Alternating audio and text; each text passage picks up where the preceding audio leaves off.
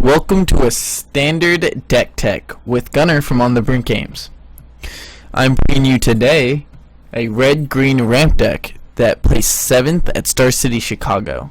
I have made a few changes to the deck though, so let's go first look at those changes I've made.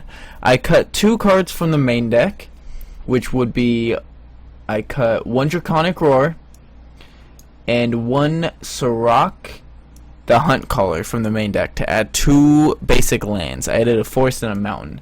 I did these changes because through playing the deck, which you will see here shortly in the upcoming videos in this playlist, I was coming to the conclusion where I was having a bunch of 7 drops in my hand, but not having enough mana because my board was killed off. My Elvish Mystics, Caratids, and Radical Mystics were killed off and leaving me with just a bunch of spells I could not cast. So I decided that I would be able to get to 7 mana more consistently with the 25 lands.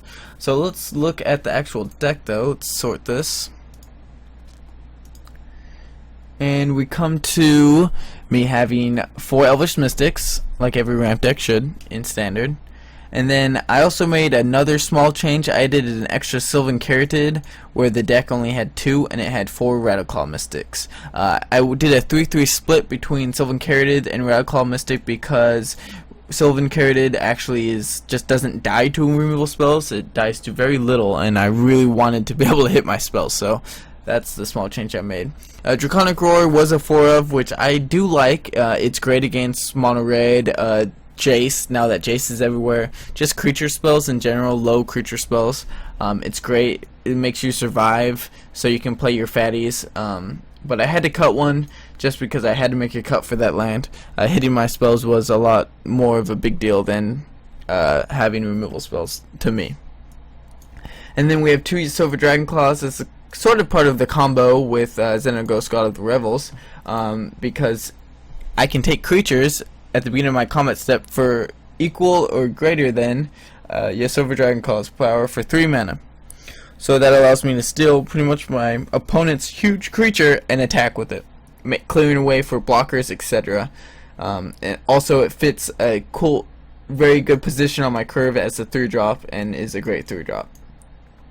And then we go over to my 4 drops. I have 4 Thunderbreak Regents, which is just a great value card. I mean, it's 4 mana for a 4/4 flying, and my opponent will take at least 3 damage trying to remove it from the battlefield with spells. So that's great, and also it's very good with Draconic Roar. I can reveal it or have it on the battlefield for my opponent to take an extra 3 damage.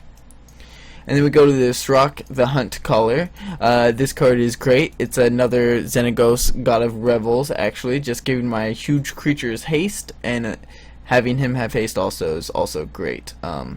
Cut 1 just because it's legendary and I didn't want to get flooded out with Sirachs.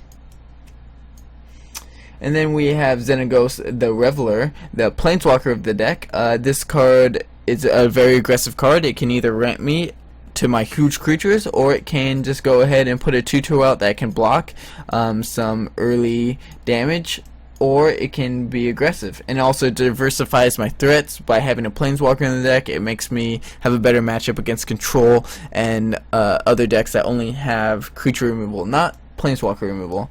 So that is also a very great card to have. And then we go over to my 5-drop, which is Xenagos, God of the Revels. It's a legendary enchantment creature, which is indestructible. This card fills my 5 mana drop position, which I only have 2 of. It's a 6/5 when I have 7 or more devotion, split between red or green pips. But it also has a sweet ability just when it's not a creature.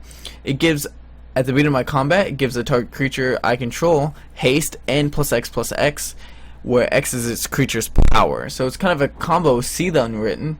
If I have a Sirach or a Thunderbreak or a Silver Dragon Claw out on the battlefield by turn 6 and I see the Unwritten, I can go ahead and get some Dragonlord Atarka, or I can get a Atarka World Render and a Xenagos if that happens to be on the top 8 of my library from See the Unwritten. Put them both into play, give one of them haste and Atarka World Render if that has haste and +X/+X, which is its power, so 6. That would be 24 damage on my turn 6.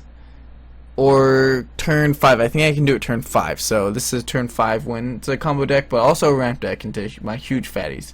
So yeah, Zena's got a Revels combo and also just a great card. See, the Unwritten already talked about it a little bit. It's a sorcery, it's a 6-drop that fills that spot, but also is great with all the huge creatures I have. I have 3 Atarka World Renders, and some might be saying, wow, that's a lot of Atarka World Renders, and it is. It is a lot of Atarka World Renders. This card is not great, but in this deck, it actually really does shine, and it makes this deck actually good. So I do like that card. And we have 1 Dragon Lord Atarka. This card is an all-star. Cleans board states where save you from losing, and it's also an 8/8 with flying and trample, so very hard to deal with. If you can go ahead and cast it, it's a huge threat and very hard to deal with. And then for the last 2 cards of the deck, 2 Crater's Claws, and that's pretty much it. Crater's Claws are there just for reach against control and late game where my opponent's at 5, he's dealt with all of my threats, and I just have one last fireball you? You dead? Yeah? Okay, great. And also can be used for early removal spell also. Alright, now let's go look at the sideboard.